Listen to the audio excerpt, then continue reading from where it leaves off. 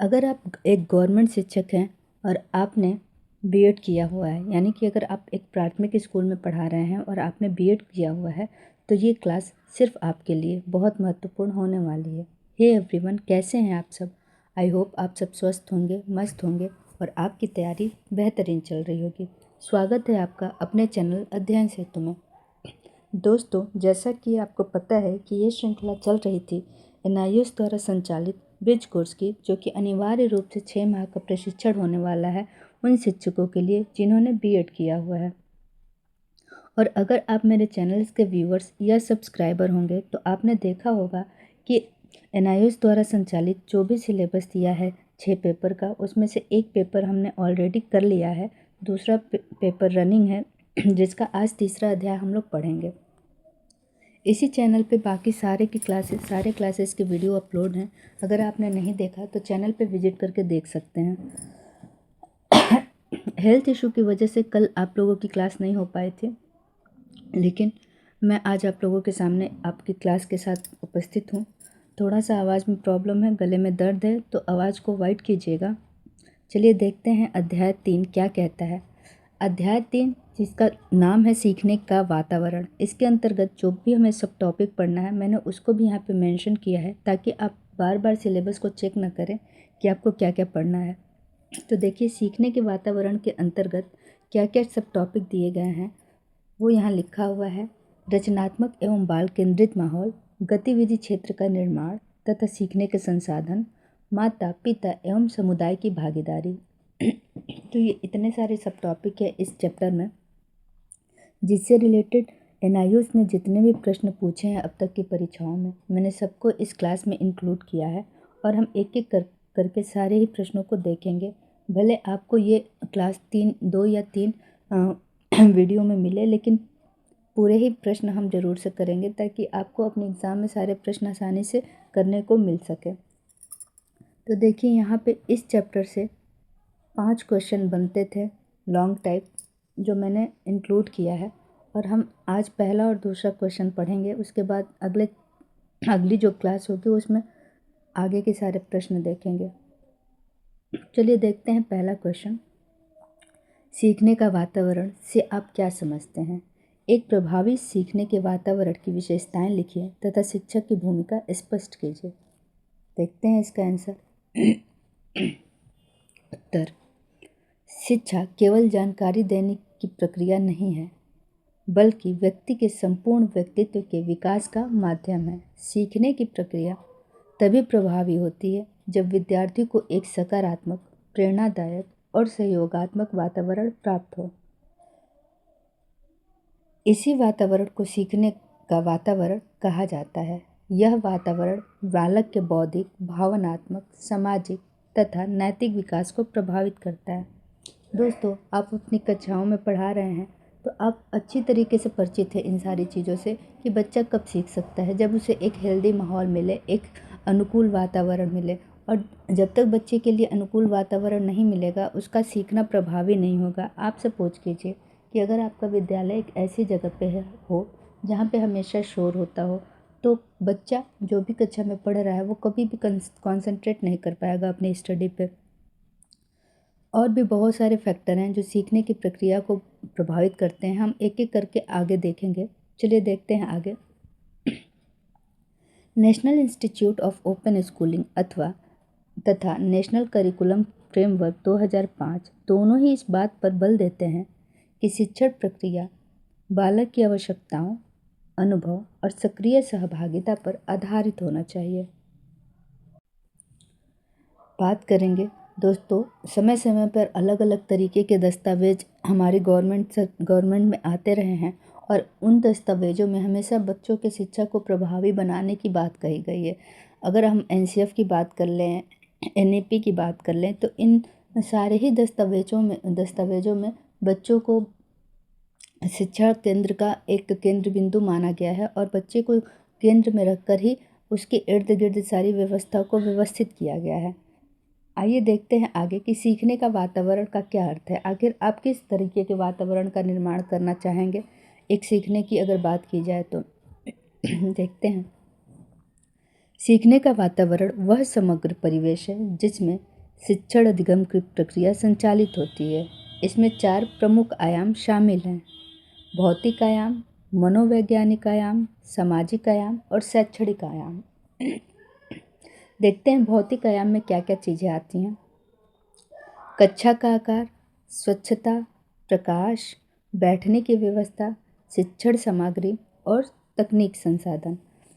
भौतिक आयाम यानी कि जो ऐसी चीज़ें हैं जो भी आपको फिजिकली अफेक्ट करें, जैसे कि अगर कक्षा का आकार छोटा होगा तो बच्चों को बैठने में समस्या हो सकती है। तो कक्षा का एक जो भी मानक निश्चित किया गया है कक्षाओं का, उस हिसाब से ही आपकी कक्षा होनी चाहिए।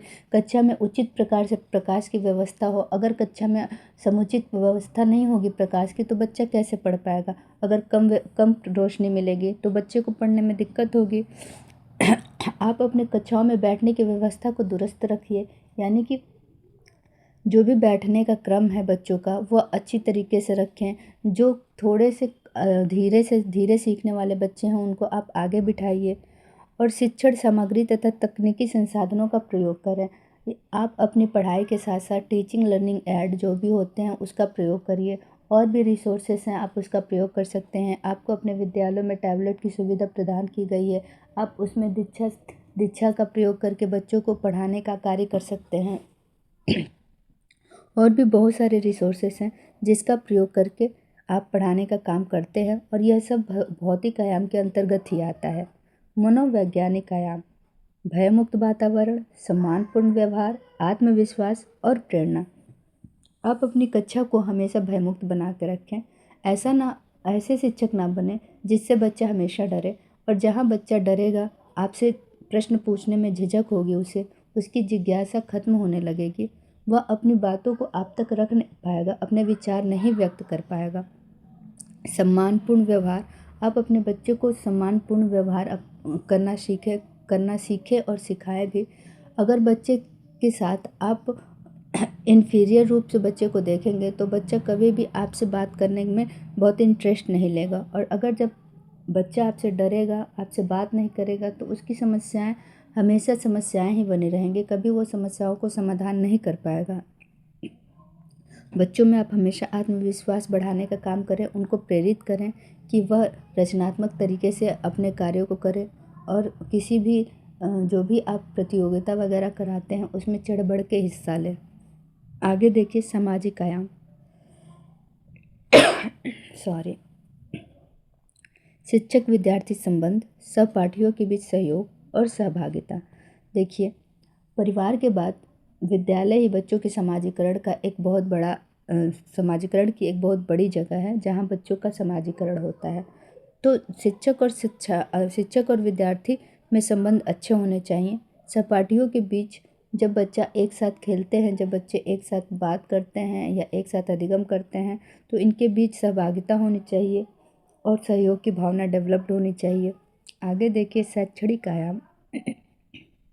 शिक्षण विधियाँ, मूल्यांकन प्रणाली और पाठ्यचर्या का स्वरूप। तो ये सारे शैक्षणिक आयाम हैं कि आप किस तरीके की शिक्षण विधियाँ अपनाते हैं, आपकी मूल्यांकन प्रणाली क्या है और पाठ्यचर्या का स्वरूप क्या है।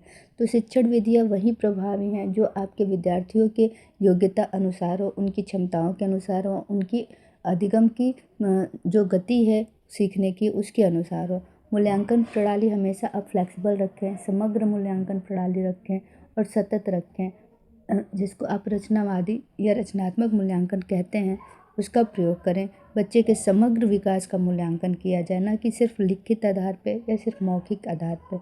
पाठचर्या का स्वरूप भी आप फ्लेक्सिबल रखें ताकि बच्चे की आवश्यकताओं के अनुसार, उनकी क्षमताओं के अनुसार उसमें कोई भी परिवर्तन कर सकें। आगे देखिए, इन सभी आयामों का संतुलित और समन्वित रूप ही एक प्रभावी सीखने के वातावरण को निर्माण करता है। आगे देखते हैं प्रभावी सीखने के वातावरण की विशेषताएं। बाल केंद्रिता।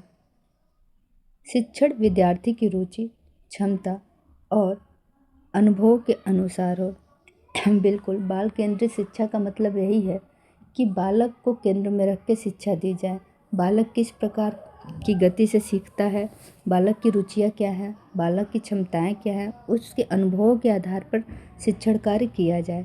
भय मुक्त एवं सुरक्षित वातावरण, ऐसा वातावरण अपने स्कूलों में बना के रखा जाए कि विद्यार्थी बिना कोई संकोच के प्रश्न पूछ सके और अपने आइडियाज़ और अपने विचार व्यक्त कर सके।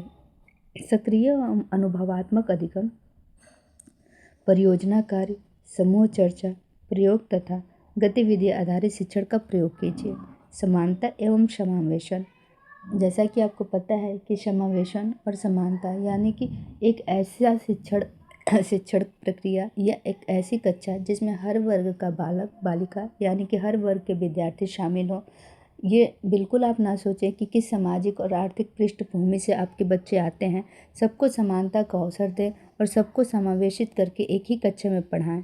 किसी भी व्यक्ति से कोई भी जात और किसी धर्म के आधार पर कोई भेदभाव ना किया जाए। सकारात्मक अनुशासन, दंड के स्थान पर परामर्श और संवाद का प्रयोग। देखिए, दंड हमेशा नकारात्मक पुनर्बलन है, तो आप हमेशा इससे बचेंगे कि आपको नकारात्मक पुनर्बलन बच्चों को नहीं देना है।